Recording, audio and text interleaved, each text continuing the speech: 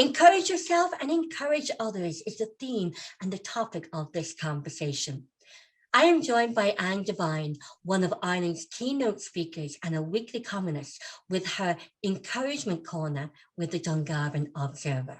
Anne is a retired teacher, school principal who lives near the beautiful town of Lismore in County Waterford with her husband Billy. Anne and Billy have 2 grown-up children. Anne is also the author of the amazing book, Encourage Yourself and Encourage Others. The concept of encouraging yourself is at the heart of Anne Devine's approach to authentic living in today's fast-moving, complex world.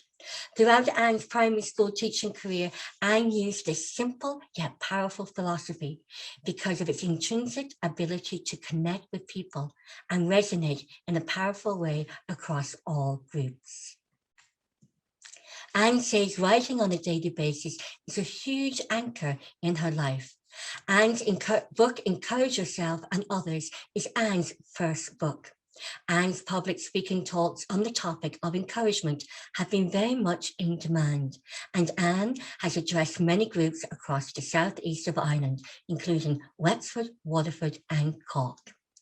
Anne Devine, you're so very welcome to the Woman to Woman show here on Confident Women Ireland. I'm delighted. Thank you. I'm delighted myself. And thank you for the invite here this morning, Roisin. It's just lovely.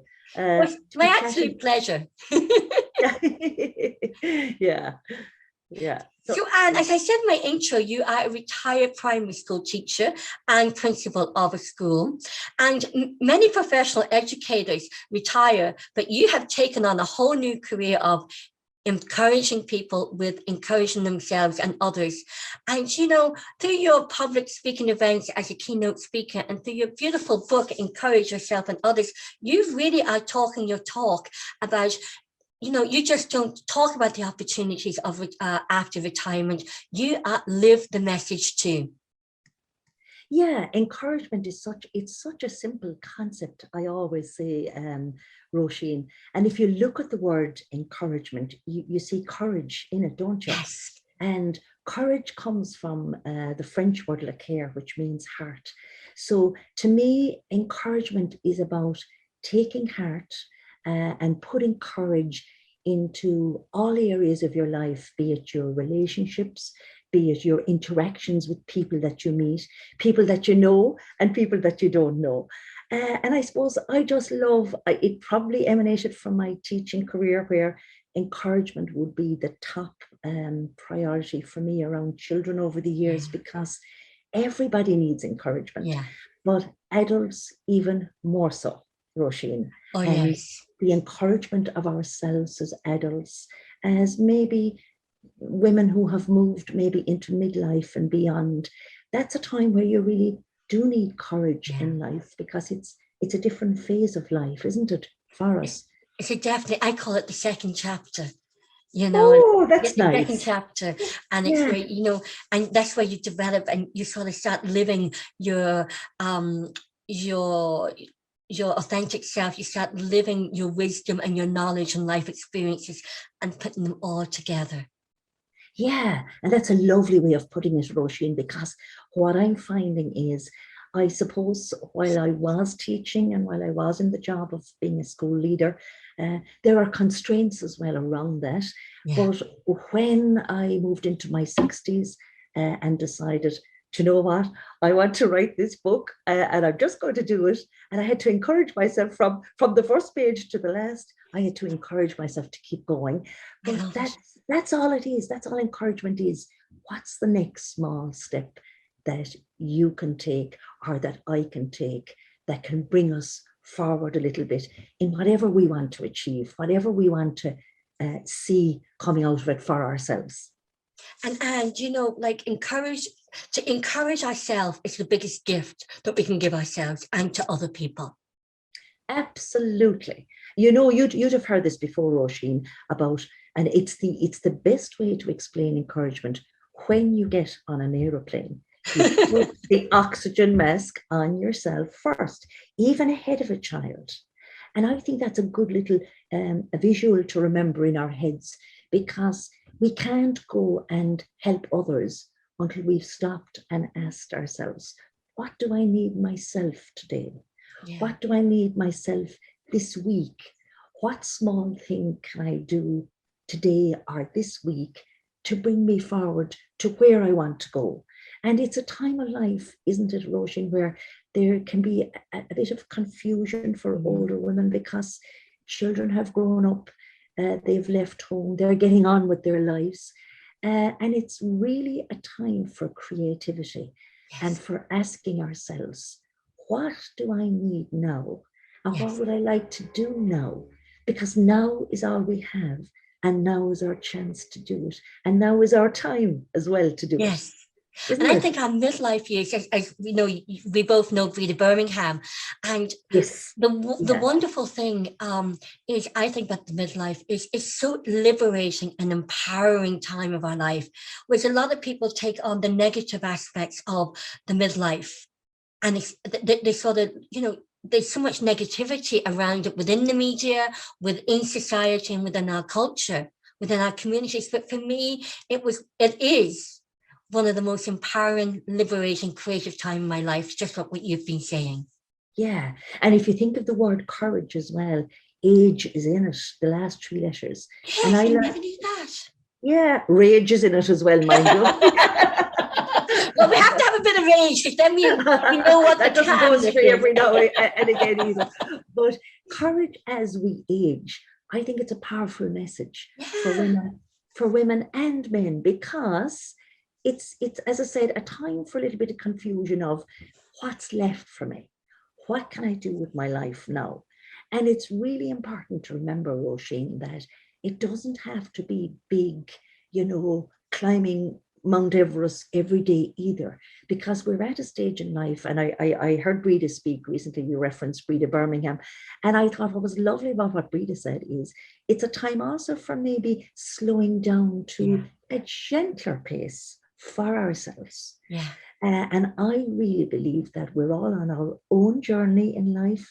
You're on yours, Roisin, I'm on mine.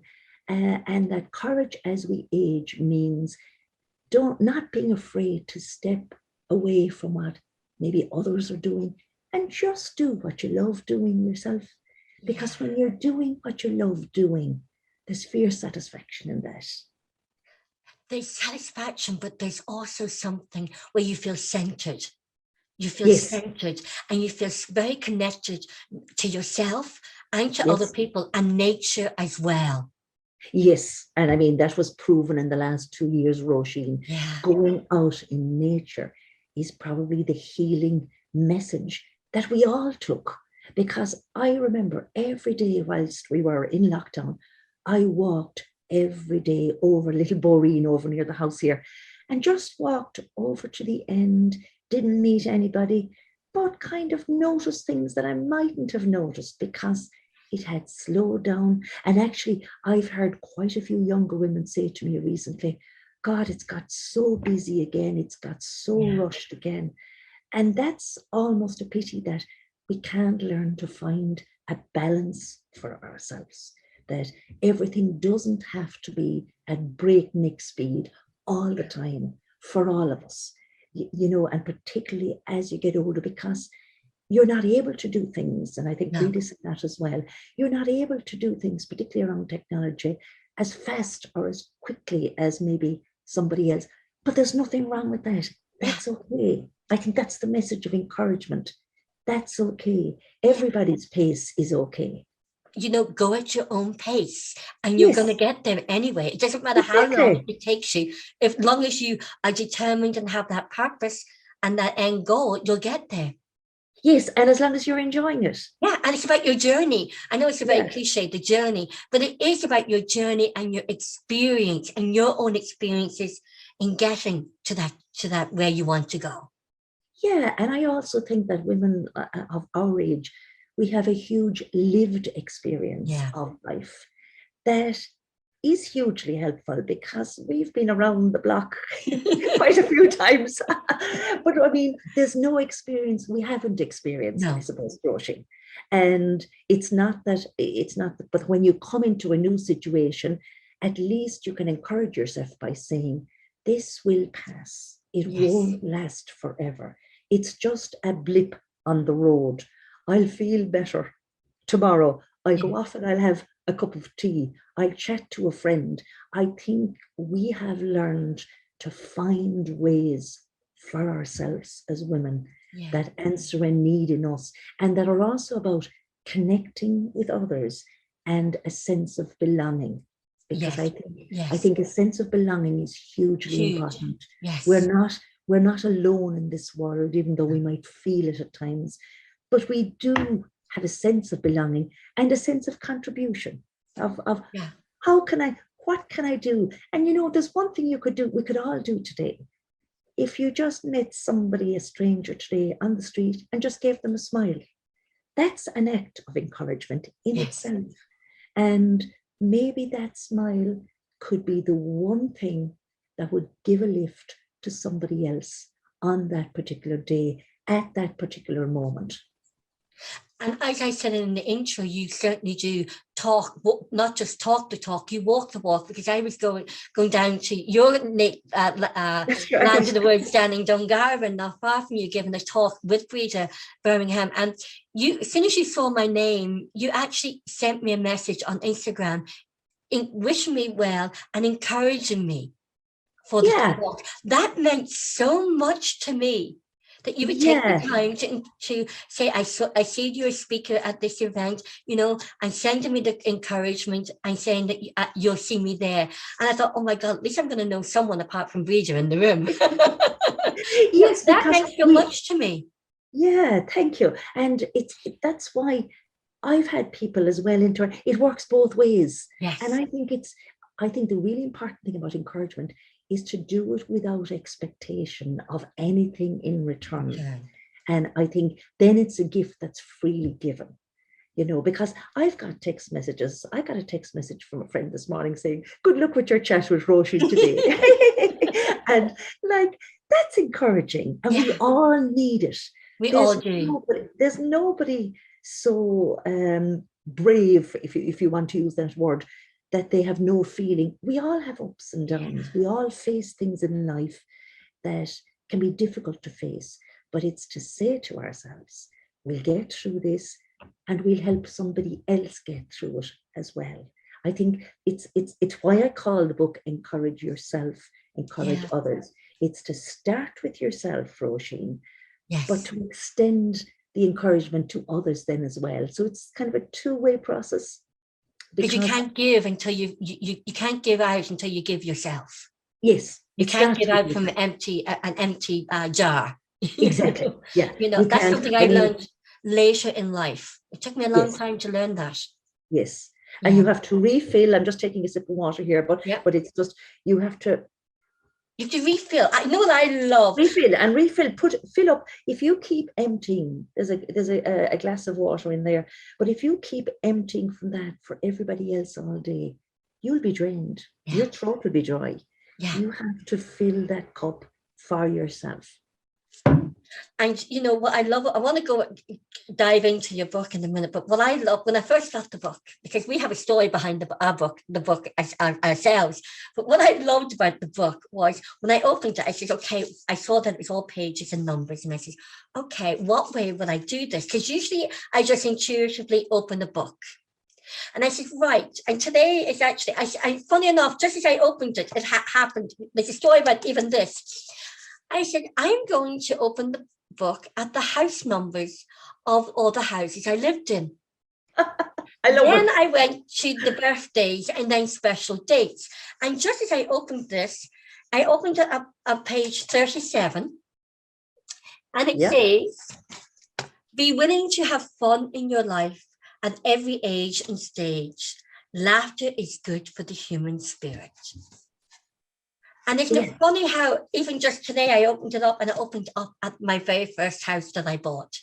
Yeah. When I was 22, you know. Yeah. Number 37. Yeah. 37 Violet Street. So, and then I went to all the houses we lived in then as a family and my two children. And then I went to the birthdays. But isn't it funny how numbers really do resonate with us? And that's now what I do is every day I just lift a couple of times a day, actually. I always keep it around. And I just go open up at a page, put my hand in front of the book and just say, okay, what's my message? Yeah, and I'm really glad you mentioned that, because quite a few women have mentioned, and men actually have mentioned that to me, that they just open it at a page and they get the message they need For that moment or Yeah, that day. yeah, because I never start a book at page 1 and go through. I tend to do, I call this a dip in and out book. Yeah. And actually I would recommend in a house to maybe put it in a back toilet, or where somebody will be just going out the door and will just pick it up and say, I'll just take a message going out the door for today. Because what the message does is it prompts your thought away from, do you know the way things can be negative in our heads at times, and we can be worrying and we can be ruminating. It can just switch your mind to, not that it can in any way alleviate distress you may be feeling, but it can actually just switch your thought to, like, going out for a walk, going out into nature, phone a friend. Just gives, it's directional and non-directional. The messages are a mix of both. And of course you'll see the size of it is just, I wanted that book with a hardback cover that would fit into a woman's handbag, or that would be discreet if you wanted to give it like as a birthday gift, or you know sometimes you're meeting somebody and you know they've had a hard time, and you just want to give a token. But I can tell you, a lot of women have said to me, that book is a lot better than the box of chocolates, because it lasts longer. In more ways than one. Yeah, definitely. Yeah. Let's have a dive into the book, because I love everything about this book. I love the size, I love the color, I love the feel, and I love the content. And do you know what? I really admire and respect the author as well. So, and I enjoy chatting. I think that's even the better. That's even more, makes it even more personal, I think, for me. And I think they'll make it even more personal to the audience of anyone watches this video and buys your book. They'll get to know the woman behind the book. Yeah, and I think, because I often, when I'm buying a book, I'll pick up a book and I kind of read the back a little bit. I love reading, who's that person? And also on the back of that book, I wanted it to be printed in Ireland, Roisin. I think I mentioned that to you. Yes. Just for the simple reason of supporting Ireland, like Irish industry and Irish jobs. And I like the fact that, do you know what I really like about it? That I followed through with what I wanted, not what somebody else wanted. Because you can easily be swayed by, can't you? Particularly if you're buying a car, or if you're buying whatever you're buying in life, you can find yourself saying, I'm not, like I've heard women say to me, particularly in talks that I've been giving, I don't actually know what I want at times. And I identify with that. But I think it's a great idea. Write down what you want, and sometimes write down what you don't want. Yeah, that's key too. What I don't want. You don't want in life, and kind of put a line through them and say, well, I now know what I don't. And you'll eventually, I think your intuition is something that's something that I value in myself. Yeah, I do too. I have to feel right. Do you, Roisin? I do. Yeah. It has to feel right to me. Yeah. I feel that if I listen to my intuition, I'm aligned, and it slows down my thought process, and it just really centers me. And I find when I don't listen to my intuition, everything goes into chaos. Yeah. And also when you don't listen to your intuition and you go with something that maybe you didn't want, there's always that little residue of regret. And I certainly felt when I was publishing this book, it was self-published, that I'll make sure that I'll do it the way I want it. And especially, that takes a lot of self-confidence and confidence, because that, especially when we're doing something that is out of our comfort zone, we've never done before. Exactly. And with no experience of something. Oh, not a bit. I thought I was out in the Wild West at times. It comes back to what encouragement is. Yeah. It's a small step at a time.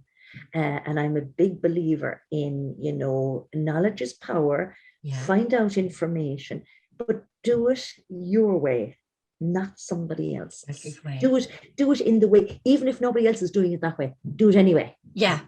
Yeah. Suit yourself. Exactly. Yeah. Now something's going wrong with this. I have a package and it's telling me I'm running out of time. Now, if we stop, I'm going to redo it. I have the package. It could be with my other email, but if anything happens, I'll redo it. Okay. I want to talk about the book and what inspired you about the book. I always had it in my head that I wanted to write a book. It was always in my head when I'll retire, but it was it was out there. And then I suppose the book is dedicated to my late son, Sean, who died when he was a child. And it was coming up, it was the year of his 30th anniversary. And I thought, do you know what? I'll dedicate it to him and I'll have the book launched around the time of his anniversary. And there was something, I think, for a mother who's, lost a child, there was something lovely about seeing his name in the front of the book. And just that line, for Sean, whose life lives on. Yeah, I love that line because I think it gives me comfort and solace to know that he's not been forgotten. And I think in many ways, he's probably the guiding light behind that book for me, because I remember coming up to 30 years on from his death. He died when he was a young child, at a year and a half. Sorry. And he was a victim of sudden infant death, which would have been more commonly known as cot death back in the late 80s. And I suppose I've met many women since, Roisin, who said that the death of a child never really goes away. It's there in the background, in the shadows. And for me, just publishing the book, seeing his name, it's not a bereavement book. I think it's actually a book about encouraging yourself out of a very dark place, because it is a very dark place to lose a child. And it certainly helped me to have his name mentioned. It's not that he was forgotten, but the mentioning of a child's name.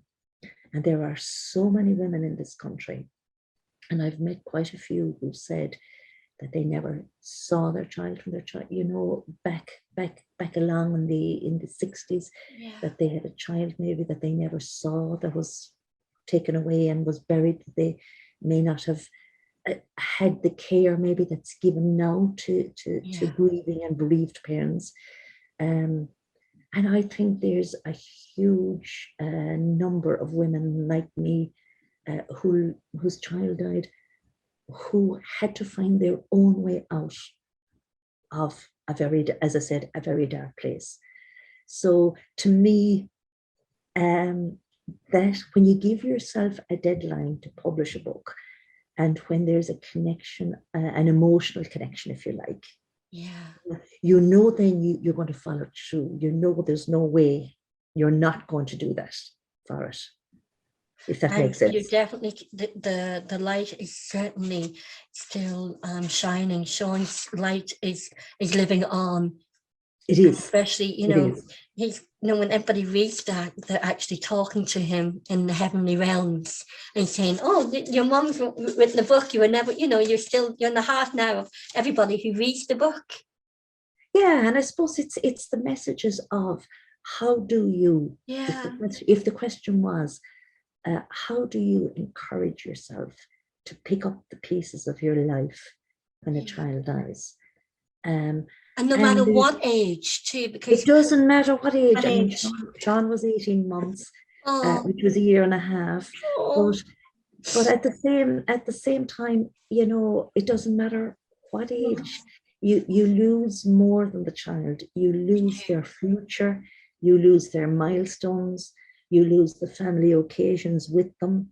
It's always there. But I don't want to give the impression either that you learn to rebuild a life without the presence of that child. You learn to rebuild a life but it never really goes away. And funnily enough, like I would have kept in contact with First Light over the years. They're a great charity that in Dublin that provides free counselling to anyone who's lost a child. And there's hundreds and hundreds of parents out there who've lost children and who need just encouragement that they did their best, that we all did our best around our children. But I think sudden infant death was particularly difficult, Roisin, to cope with, because there are no answers. You know, there is nothing. You simply put a perfectly healthy child to bed and they don't wake up. And that's very hard to cope with, because we all search for answers. And when there are no answers, you tend to look in on yourself and you tend to say, did I miss something? Was it something that I didn't see?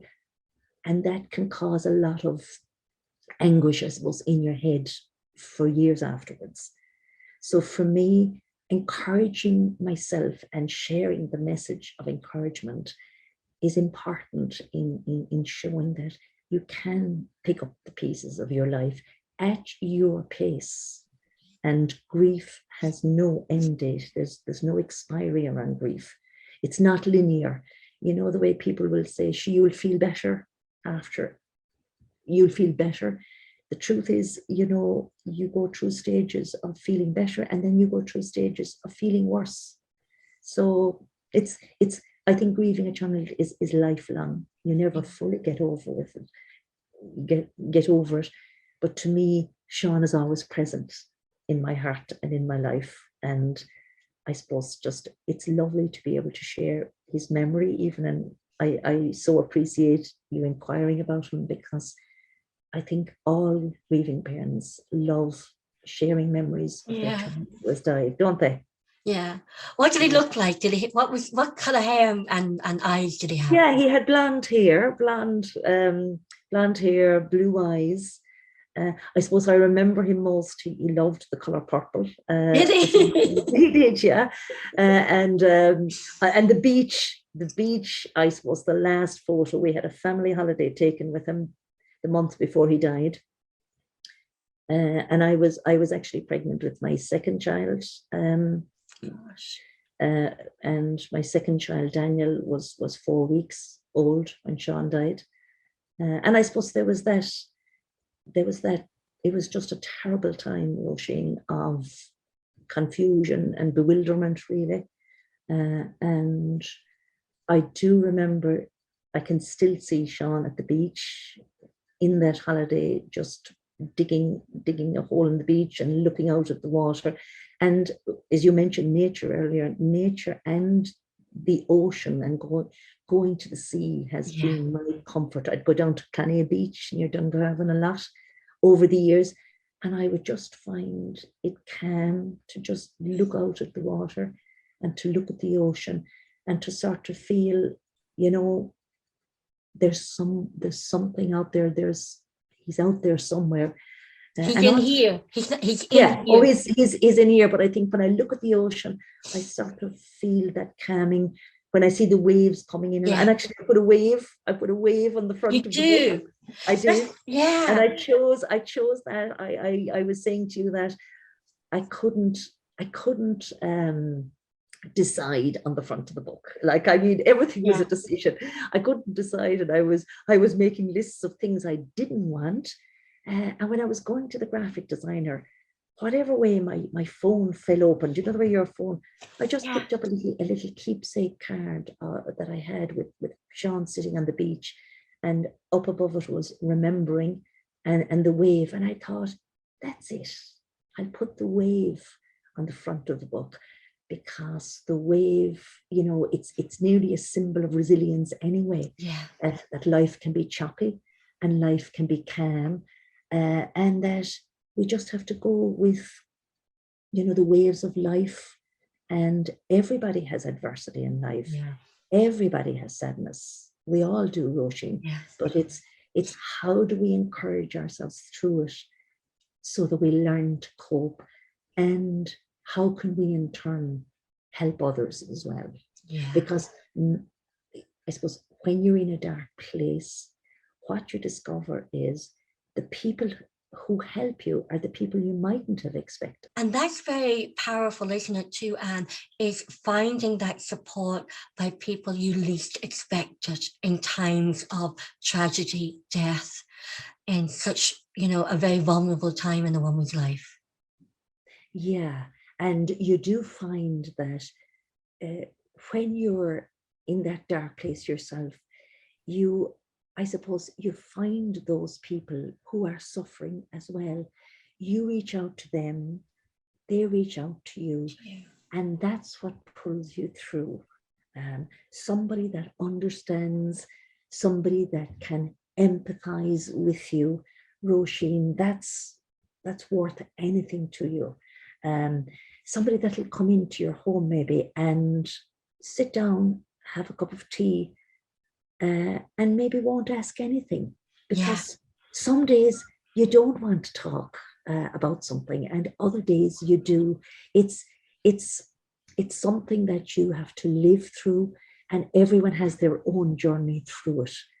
So in that sense, I suppose, Roisin, yeah, bereavement is it's a long journey. It's a tough journey, but ultimately it's one that you come through, and you find the things that you need and become, I suppose, stronger maybe yourself. You discover strengths that you didn't know you had as a person. And that's something, they say through every challenge you learn something more about yourself. And that's something, that courage that you talk about, that courage. And it's where, when you're bereavement for a baby, a child, no matter what age, but especially when they're a baby and an infant, it's more so, I can't speak from experience. I can only imagine and have that empathy. But when you lose that child, as you said, the child is always, with you. The light is always within you. And going to the beach when you look out and you say you go to the beach and you just think of Sean and the waves coming in and out, that's connecting with emotions. Water and the ocean represents our emotions in many ways. And being able to talk about your baby and be able to talk to someone about the baby, because an awful lot of people, we might be afraid to actually mention the child in case we upset a grieving mother. Yeah. And I suppose that's coming from a place of it's only because I've been in the situation that I would now know maybe what to say and what not to say. And I suppose, it's to trust your own instincts around what to say to somebody. Maybe not, to always ask the child's name, I think is and to always mention the child's name. It is lovely to remember the child's anniversary. Or, I mean, some years I would find I get a card in the post on Sean's birthday, which is the 1st of March. Oh, lovely. He was born on David's Day. When he was born, the nurse came into me and said, David's Day, which is the feast of St. David in Wales. But I knew he was going to be Sean. I loved that name always. He was Sean William.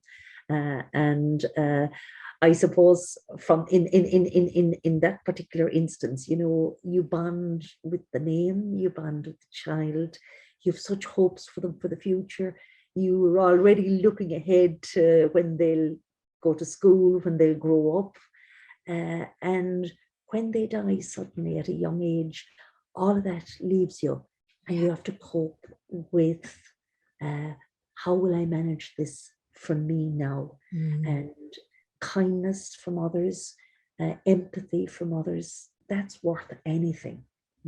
It's that sense of you don't have to understand somebody else's situation to be able to empathize with it. Yes. And too, because I wouldn't know, I've never, touch wood, thank God, touch wood yet. My grandmother when she was 92 when she died, and she just from 1990, 2 years before she died, she lost her eldest daughter, and then her next her second eldest daughter. Then there was my mother, and she kept saying, the worst thing for a mother is to outlive her children. That then the next closest thing I had to people dying was in this where I lived in the Glenendary, a neighbour, her son Rory got knocked down by a car. And so the grieve, and we still talk, they still talk about Rory to this day on, on social media. I still see him, the blonde hair and the big blue eyes and the mischievous little, the little boy. And then my bridesmaid, she had a stillbirth just before my wedding. And then recently, a very good friend who I grew up with, unfortunately, just before Christmas, her son died suddenly. And it's that grief that, you don't know what they're going through. But as you said, it's the memories of special occasions, family days. Yeah. And Michelle was saying to me that her son Daniel, his son had his first Holy Communion last week, and she said that was tough. As you say, it's those family celebrations and family events. You always think of them, and they're hard. And it's been able to encourage yourself to actually get up and attend them events. Yeah, and also I suppose I mentioned the candle to you. Yes. And you see the candle lighting. And purple. It's purple too. Is it purple? Yeah, it's a version of purple. Yeah, because John's favorite color was purple. He always loved purple. But I suppose it's just after his funeral, I remember lighting a little candle in the morning and just putting it up on the kitchen window, and just kind of something to hold on to, something to look to kind of keep you grounded in some way, because your head is all over the place when a child dies. And in that sense, I suppose I've seen over the years that it comes back every so often, and you revisit it, and you deal with it, and you talk to a friend, you might talk to another bereaved parent, and grief is a lifelong job. Recovering from the death of a child, there's no stage at which you can say, I'm over that now. You've moved on, certainly. The rawness of the early years without that child, that's no longer there. But you're always aware of it, that it's in your story, it's in your background, it's in your heart. In your heart, yeah. And I think what it did for what I won't say what it did for me, because you don't like to say you learn to listen, but I certainly learned to value the important things in life. And I also saw that things and commodities, they're immaterial when something like that happens. Yeah. Because I can remember after Sean's funeral coming home and thinking, I'd give up the house, I'd give up my job, I'd give up everything, the clothes on my back, if I could just see him again. And I think when that happens, you never again take the reality of what you have in life for granted. Yeah. Which are the things that matter, Roisin. Yeah. Like back to basics, as you keep saying, we live in a very fast world now. Everybody's speeding, everybody's rushing, and it's about coming back to the core things, the core values of ourselves and the people in our community and where we work, where we live, because we have different communities. Yeah. And that's really important, getting back to basics and really caring about other people. And I think that's something that I think COVID has brought, is people really caring about other people. Yeah, there were people, that didn't know their neighbours, but they got to know them during COVID, because you had nobody else to talk to or check in on. Yeah. And even in itself, that was lovely, that people learned to check in on a neighbour, to text somebody, to actually be brave enough to go down the street and say to somebody, how are you doing? Yeah. I remember in the middle of COVID, when we could only go the 5 kilometers, I was just going in with the mask on into our local supermarket, and a woman was coming down the street, and I didn't know her. She just looked at me and she said, she put her hands to her head and she said, I just had to get out. And I looked at her and I said, I know that feeling. I said, I had to get out myself. Yeah. And in that split second, you see, there was the encouragement. Of encouragement. She suddenly knew there's another woman on the street that feels like I do, because encouragement is about knowing you're not alone. There are other people who have gone through what you've gone through, and they've come through it. They've survived. So the message of encouragement for all of us is keep going, keep taking the next step, and keep encouraging yourself and others around you as well. Because I think that's a hugely integral part of my message. It's not about me. It's about encouraging me, but then turning that to, and what can I do to encourage others as well? Because that's the lovely two-pronged approach to it, really. And Anne, what would your message be to women who want to bring more everyday courage into their lives? What would your message be? It would be to every day you get up, just deal with that day. Forget about tomorrow or the worries about tomorrow. Just look at that day and say, I'll do my best here today. And whatever happens today, remind yourself, I'm a big believer in positive self-talk in your head. I can do this. I can cope with this. Just take a minute now. I'll have a cup of tea.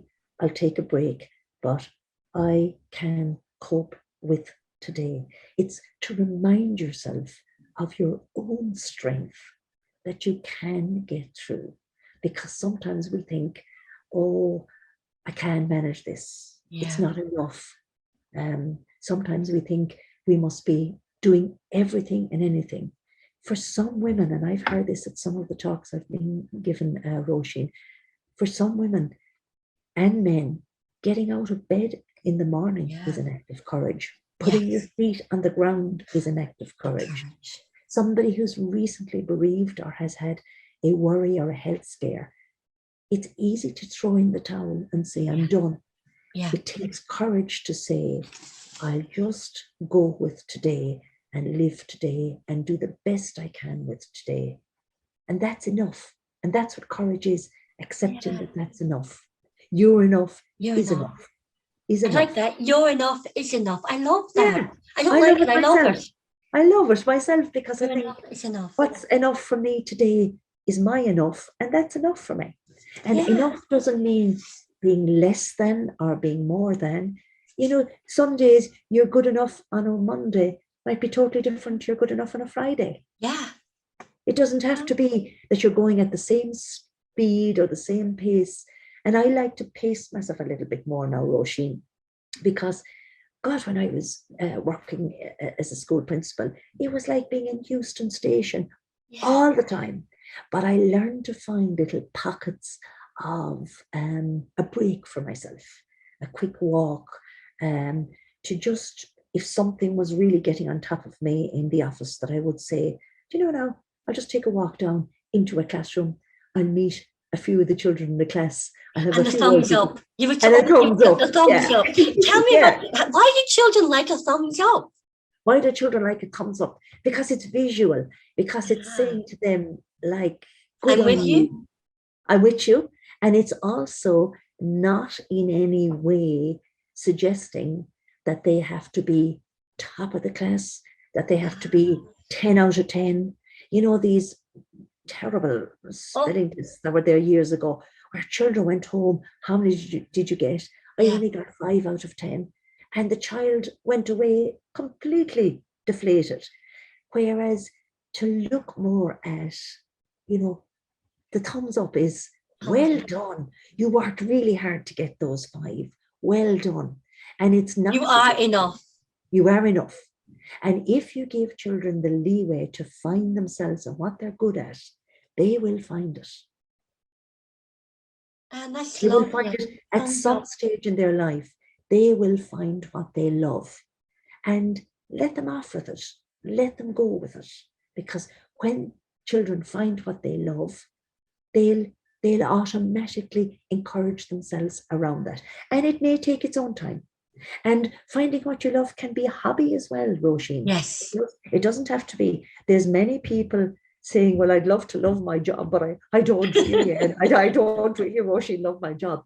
Well, okay, find a hobby. Yeah, that you do come love. home from your job that you do love, and Yeah. give a few minutes every day to doing something that you love, whether it's Sudoku or a crossword or a piece of a jigsaw or playing on the floor. I'm minding my grandson later today, and do you know what he loves? Rolling a tennis ball over and back on the floor. Oh, and that's just living in the moment. Isn't it? Yeah. Absolutely living in the moment. I remember with my mother, and I did it with my own children. We would just sit on the floor, rolling the ball back and forth to one another, talking. Yeah, and that's being a child again, Roisin, isn't it? Yeah, I love that. And I love the thumbs up now. Yeah.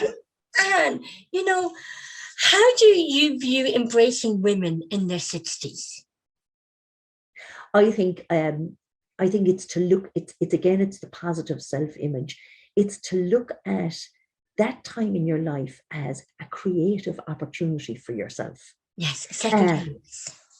A second chance, a second chapter. And also to do whatever it is that's kind of in your heart to do. Like, I wanted to write a book, but for somebody else, it might be a vegetable garden. It might be something, in the line of doing something. I know someone recently, she was telling me she's just started learning to play the piano after 50 years of wanting it. So it's to ask yourself, what did you love doing as a child? Look back at your childhood. What did you love doing? And pick out something that maybe you never got a chance to follow through with. Yeah. Like maybe take up a musical instrument. And it's not about learning just for the fun of it, for the enjoyment of it. And that centers you really and it's getting connecting with the senses, isn't it? You love journaling every day. I do. But I want to come to that in a little. You're a real fan. What gift does that journaling bring to you? What gift is writing down? It brings clarity, Roisin. I did Julia Cameron's The Artist's Way program a number of years ago. Are you familiar with that? Yes, I am. Yeah. And it's fabulous because it got us into the habit. A group of 12 women and myself did it. And it got us into the habit of writing just when you woke up in the morning, when there's that stream of consciousness writing, I think Julia calls it, just writing down 3 pages. And you might say, what am I writing here? But some days you'd see in the middle of the page, you'd see a little line to yourself, because you're actually, when you're journaling, you're talking to yourself. And one day I looked on the page and I saw 3 words, Roisin: write that book.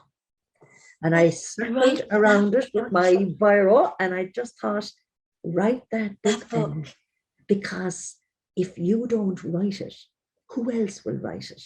Who else will write the book that's in your head around encouragement? And sometimes we, I suppose, squander opportunities, and we think, feelings of maybe I'm not good enough to write a book. I wouldn't know how to write a book. But I think it's to kind of push that aside in the journaling and to say, what step will I take in terms of progressing this project for myself? And once you break a thing up into manageable chunks, Roisin, I mean, you never go into a class, I never did over the years, and say, we're going to teach a maths concept of addition today, and we're going to, you had to come in each day and go back over it and repeat it and revise it and learn and everyone learned at a different rate anyway. Yeah. So that's what encouragement is. We're adults now, we're grown-ups, but we need to look back at how children learn and learn from them. They learn through play. They learn through looking at others. And modeling, and listening and watching their peers and modeling them. Yeah, exactly. Right.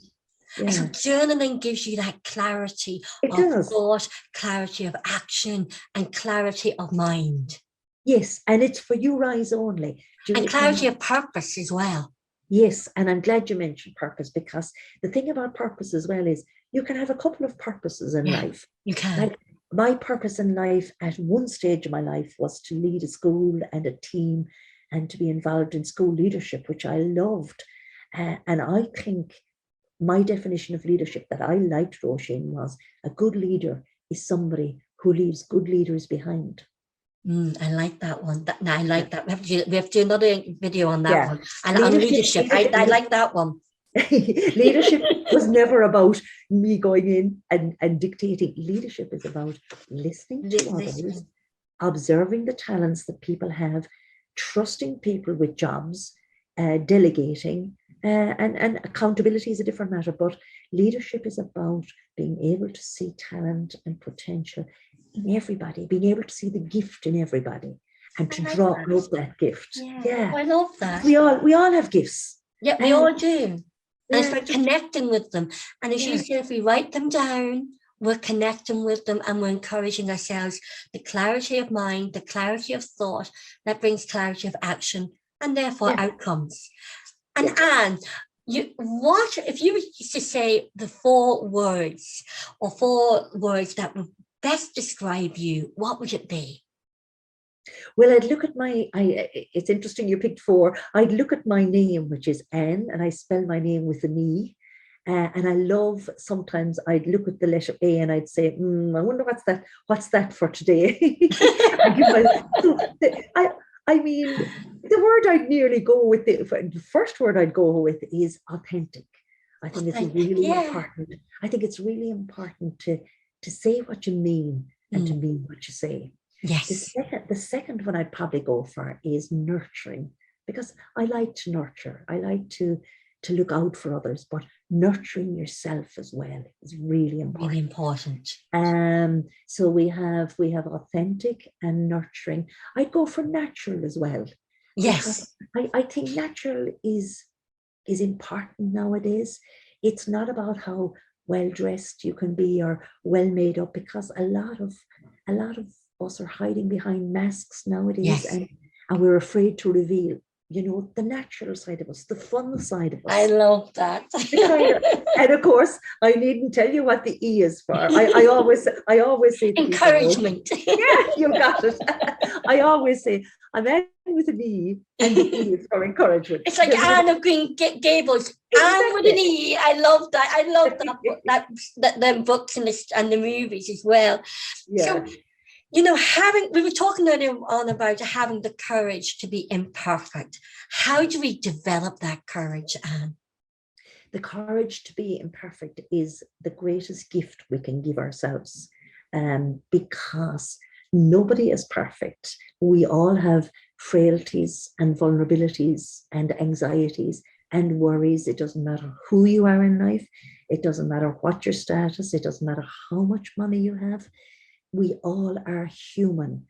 So in terms of the courage to be imperfect, it's to have the courage to say, for example, when I went on Zoom first, I was, 2 years ago at the start of COVID, I was kind of saying, God, will I be able to figure this out? Will I be?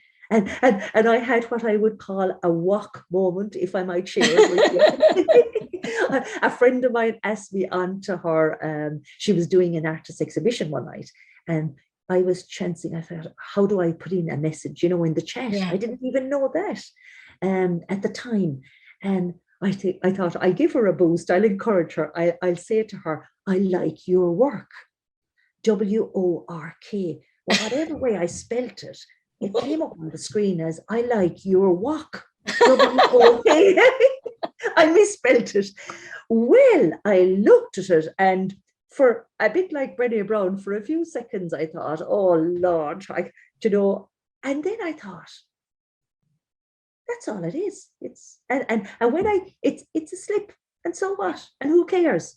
And then I was talking to her after. She's another Anne, and I said I had a walk moment, and she said, I didn't even see it. She said, so like sometimes we get too caught up in our heads are Imperfect. afraid to be seen to be imperfect. Uh-huh. And half the time, people don't care because we're all too worried with what's going on in our own heads. Yeah, exactly. You know, our Yeah. own heads. We sometimes got to get out of our own heads. And I really loved your book. I really want to thank you for taking the time to come on and talk to the Woman to Woman show here on Confident Women Ireland today. And, you know, how can people get in contact with you? How can people source the book and where?